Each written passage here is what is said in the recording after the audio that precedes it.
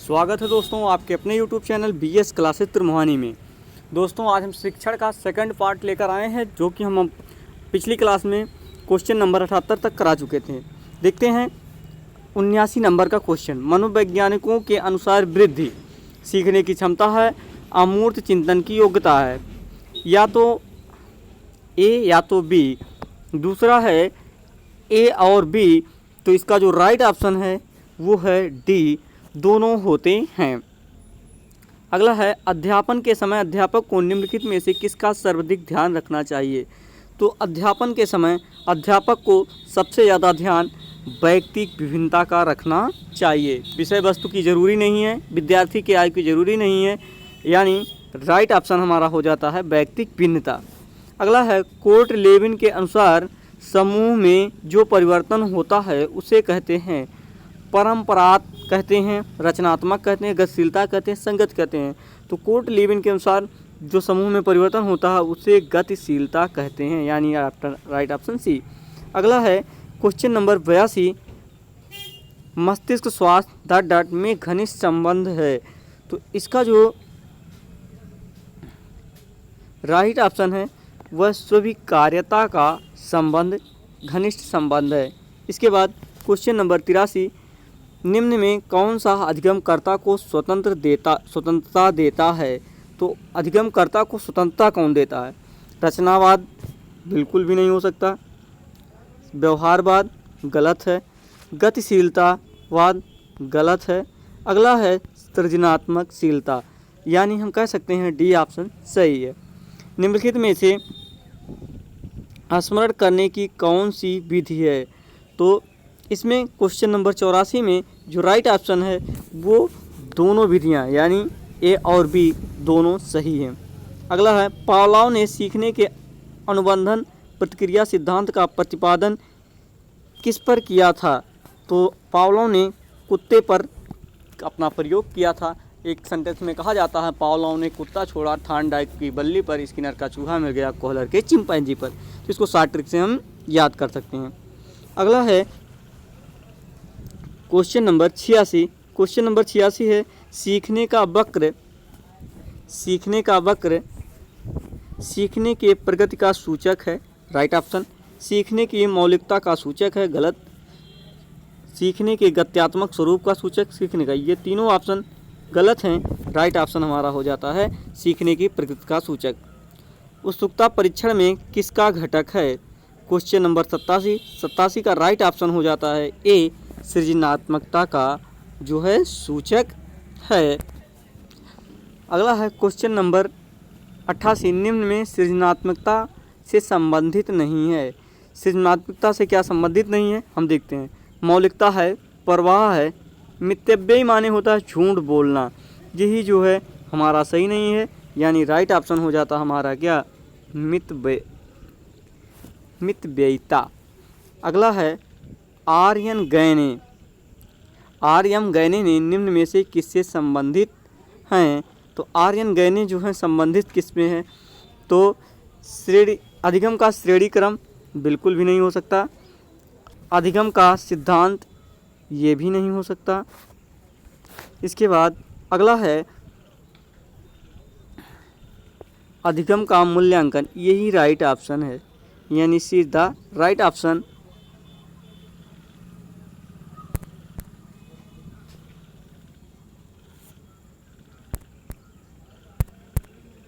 C is the right option. अगला देखते हैं बुद्धि लब्धि का संबंध में क्या सत्य है। क्वेश्चन नंबर 90 में देखते हैं बौद्धिक आयु की व्युत्क्रमा संबंधित है, गलत। काल कर्मिक आयु से प्रत्यक्ष संबंधित है, गलत। काल कर्मिक आयु के व्युत्क्रमी संबंधित है, यानी option number C is the right option. C is the right option. इसके बाद हम बढ़ते हैं, इसके बाद देखते हैं क्वेश्चन नंबर 91, 16 पीएफ एक प्रकार का व्यक्तित्व परीक्षण है का प्रयोग किसके मापन हेतु किया जाता है। तो राइट ऑप्शन हो जाता है व्यक्तित्व। अगला देखते हैं बुद्धि का तरल मोज़ेक मॉडल किसने दिया। तरल मोज़ेक मॉडल जो है बुद्धि का, इन्होंने कैटल महोदय ने दिया है, यानी राइट ऑप्शन ए। निम्न में से कौन सा लक्षण किसी मापक उपकरण के लिए सर्वाधिक वांछनीय है। 93 के जो सबसे ज़्यादा होता है वो विश्वसनीयता पर निर्भर करता है, यानी राइट ऑप्शन हो जाता है ए। इसके बाद थर्सन और किलट निम्न में से किसके मापन से संबंधित है, यानी क्वेश्चन नंबर 94 का राइट ऑप्शन हो जाता है अभिवृद्धि। अभिवृद्धि से दोनों संबंधित हैं। अगला है क्वेश्चन नंबर 95, व्यवहार में होने वाले अस्थायी परिवर्तन जो अभ्यास के कारण होते हैं कहा जाता है। तो व्यवहार में जो अस्थायी परिवर्तन होता है उसे सीखना कहा जाता है। अगला है क्वेश्चन नंबर 96, निम्नलिखित में से कौन सा कारक स्मृति से संबंधित नहीं है। क्वेश्चन नंबर 96 तो पहचान है, धारणा है, पुनर्स्मरण है, अनुभूति जो है हमारे कारक स्मृति में नहीं आता है। क्वेश्चन नंबर 97 है, मैस्लो के अभिप्रेरणा सिद्धांत को कहा जाता है। मैस्लो ने आवश्यकता का सिद्धांत भी कहा जाता है, तो राइट ऑप्शन ए सही हो जाएगा। प्रधानाध्यापक या वरिष्ठ शिक्षक के लिए विद्यालय की कौन सी नेतृत्व शैली बेहतर है।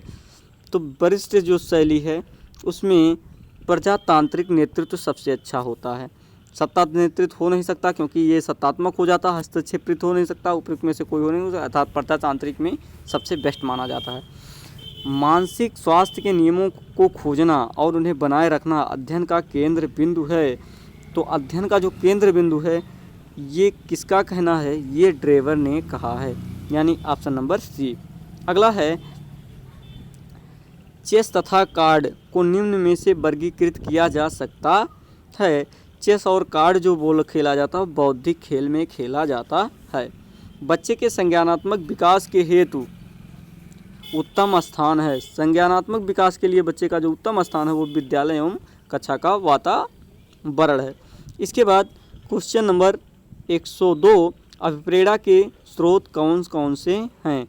तो अभिप्रेरणा कौन कौन से हैं, तो इसका कौन से हैं, यानी अभिप्रेरणा के जो स्रोत होते हैं वो राइट ऑप्शन सी, प्रेरणा के सबसे अच्छे स्रोत प्रेरक होते हैं।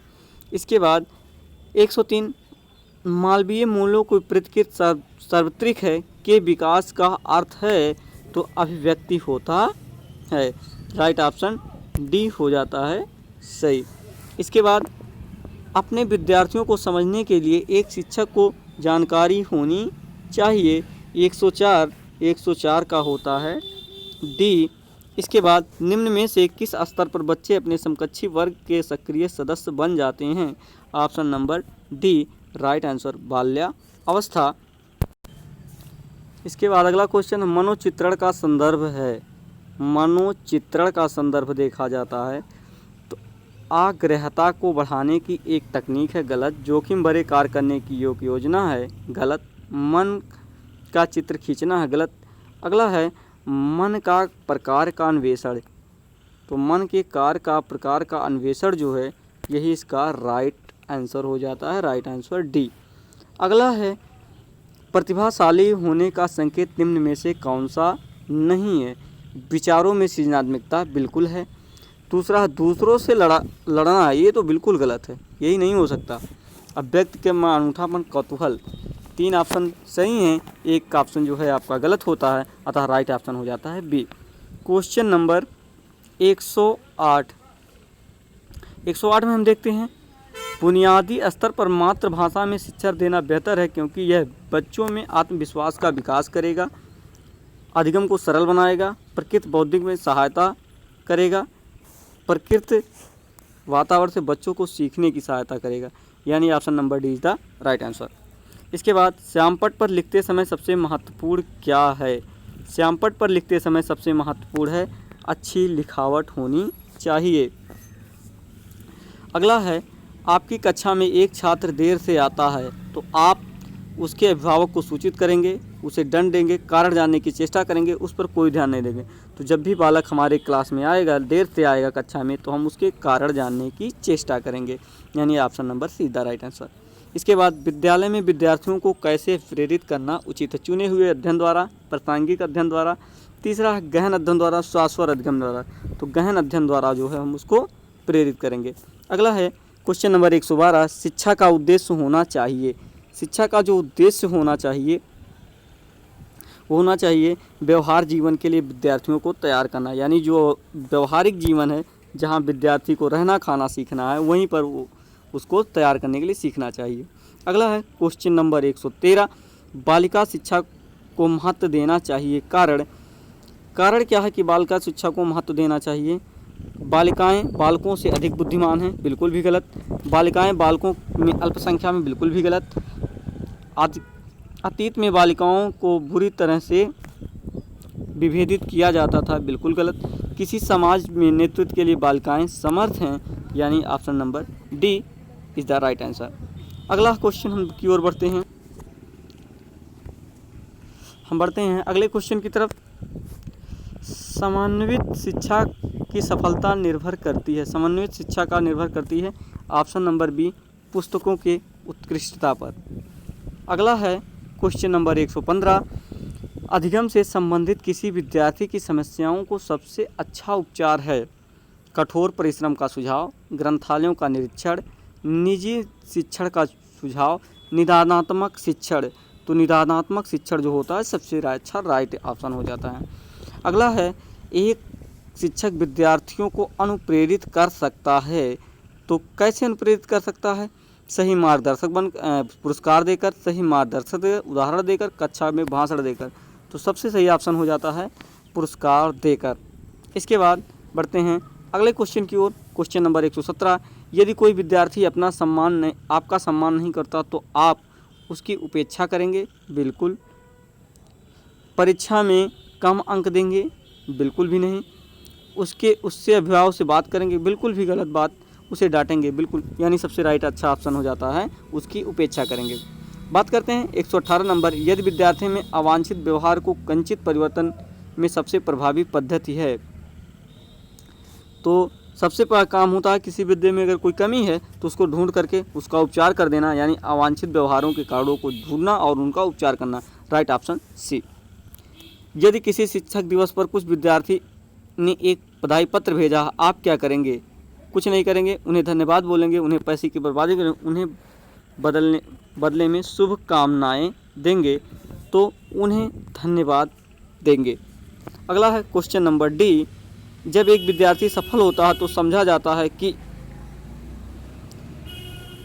कि यह पद्धति असफल थी, शिक्षक असफल था, पाठ्यपुस्तक असफल थी, यह व्यक्तिक असफलता है। जब एक विद्यार्थी असफल होता है तो यह व्यक्तिक असफलता थी।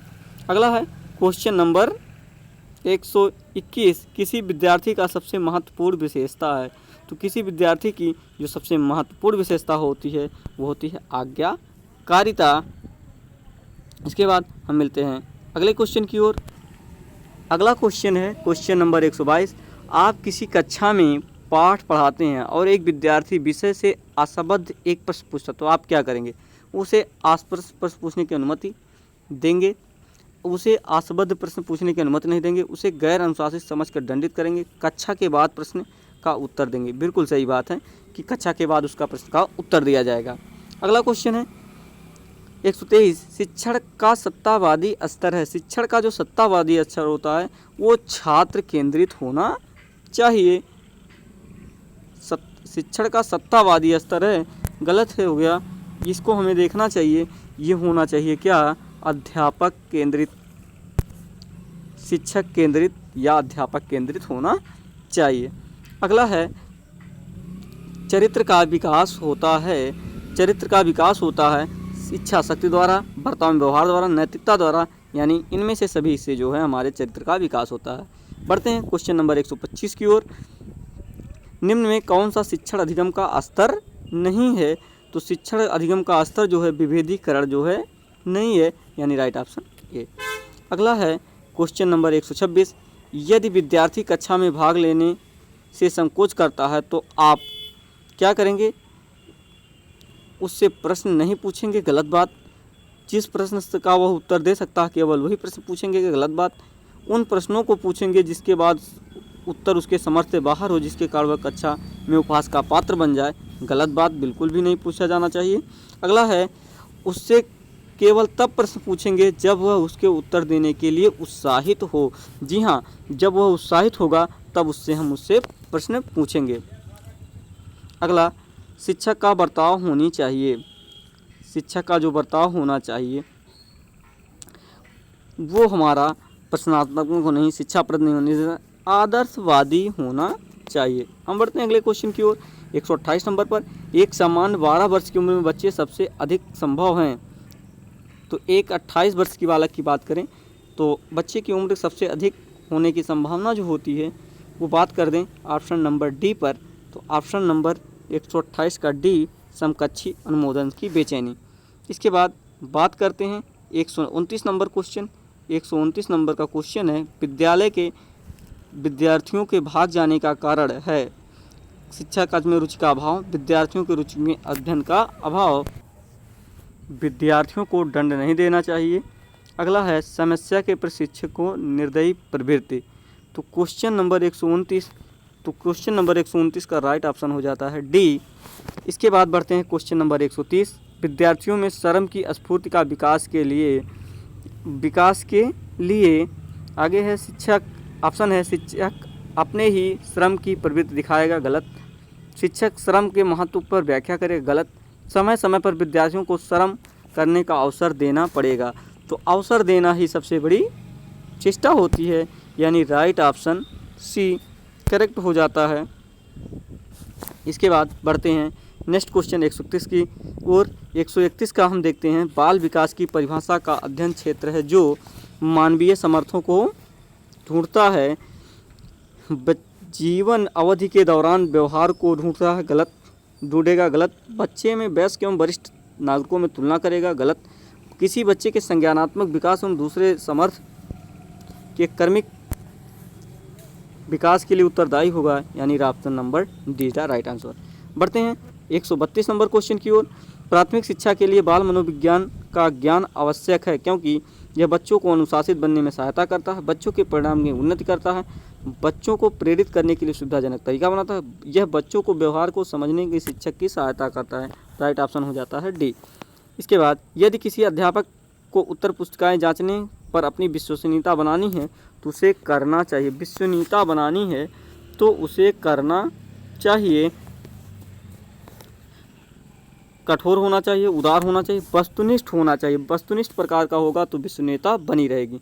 अगली बार देखते हैं क्वेश्चन नंबर 134, कक्षा में अध्यापकीय संप्रेषण के कुछ घटक का उल्लेखित है। तो क्वेश्चन नंबर 34 का जो राइट ऑप्शन हो जाता है वो हो जाता है डी, आविचित्र। अगला है, इसमें भी कई ऑप्शन है, ऑप्शन नंबर डी सही हो जाता है, यानी भव्य भी सही है, प्रभावी भी सही है और लास्ट रोचक भी सही है। अगला है क्वेश्चन नंबर 135 नंबर का जो क्वेश्चन है वह किसी कक्षा की परीक्षा के लिए सर्वोत्तम विधि क्या हो सकती है। तो क्वेश्चन नंबर जो है 135 व्याख्यात्मक हो नहीं सकता, वस्तुनिष्ठ हो नहीं सकता। आगे देखते हैं अगले पेज में क्या इसका आंसर है। आगे देखते हैं मौखिक प्रश्नविधि वस्तुनिष्ठ एवं व्याख्यात्मक दोनों का मिश्रित रूप होना चाहिए, यानी option number D is the right answer. बढ़ते हैं अगले क्वेश्चन 136 की ओर। 136 में देखते हैं, एक अच्छा अध्यापक हो सकता है यदि वह शिक्षण में समुचित रुचि रखता हो, विद्यार्थियों को नियंत्रित करना जानता हो, अपना विषय जानता हो, अभिव्यक्ति के बारे में अच्छी रखता हो। तो उसे अपने विषय के बारे में जानकारी है तो जो है अच्छा अध्यापक हो सकता है। अगली ओर बढ़ते हैं, संपूर्ण पाठ्यक्रम के सभी पक्षों को मूल्यांकन के लिए एक निश्चित समय में छात्रों को परीक्षा लेनी है, ऐसे में छात्र को किस प्रकार से प्रश्न पूछना अधिक उचित रहेगा। तो इसमें जो प्रश्न पूछना जाना चाहिए, निवेदनात्मक नहीं, बस व्याख्यात्मक नहीं, आलोचनात्मक भी प्रश्न नहीं पूछा जाए, वस्तुनिष्ठ प्रकार का प्रश्न पूछा जाना चाहिए। अगला क्वेश्चन है, सामूहिक अधिगम में छात्रों की आवश्यकता होती है। सामूहिक अधिगम में छात्रों की जो आवश्यकता होती है वो समूह की प्रशंसा प्राप्त करना होता है, यानी राइट ऑप्शन ए। इसके बाद बढ़ते हैं अगला क्वेश्चन नंबर 39, कक्षा में व्यवहार को अनुशासित करने वाला प्राथमिक कारक होना चाहिए। 139 का क्वेश्चन नंबर डी, छात्र प्रेरणाएं। अगला है 140, एक प्रभावी शिक्षक में निम्नलिखित गुण नहीं पाया जाता है। कौन सा गुण नहीं? वाद विवाद, प्रयोक्ता प्रविधियाँ, गृह कार्य का बोझ, समस्या समाधान को प्रस्तुत करने वाला अवसर, पाठों को रटाना। तो जो पाठों को रटाना है यही नहीं पाया जाना चाहिए एक प्रभावी शिक्षक के अंदर। एक शिक्षक से आशा की जाती है, एक शिक्षक से जो है क्या आशा की जाती है, वह बिल्कुल भी महत्वाकांक्षी ना हो, उसकी आकांक्षाएं संतुलित हों। ऐसा नहीं है कि वो उसकी आकांक्षाएं इच्छाएं जो हैं बहुत अलग अलग हों। अगला क्वेश्चन देखते हैं 142 में, शिक्षण का उत्तम प्रणाली वह है जिसमें प्रश्नोत्तर की आवश्यकता ना पड़े। इसके बाद छात्रों से प्रश्न ना पूछें। इसके बाद है छात्रों को शंका का समाधान करना। अगला है अध्यापक और छात्रों दोनों प्रश्न पूछना। तो इसमें जो होता है अध्यापक और छात्र दोनों प्रश्न पूछना, यानी राइट ऑप्शन डी सही हो जाता है। इसके बाद है शिक्षण को उत्तम बनाने का साधन है। शिक्षण को जो उत्तम बनाने का साधन है ये पाठ्यपुस्तक भी चाहिए, पुस्तक सैंपल भी चाहिए, मानचित्र, यानी इनमें से सभी की ज़रूरत हमें है। अगला है जीन पियाजे अपने संज्ञानात्मक विकास कि किस अवस्था में है उल्लेख करता कि बच्चा अमूर्त चिंतन, औपचारिक अवस्था में बच्चा जो है अमूर्त चिंतन करता है।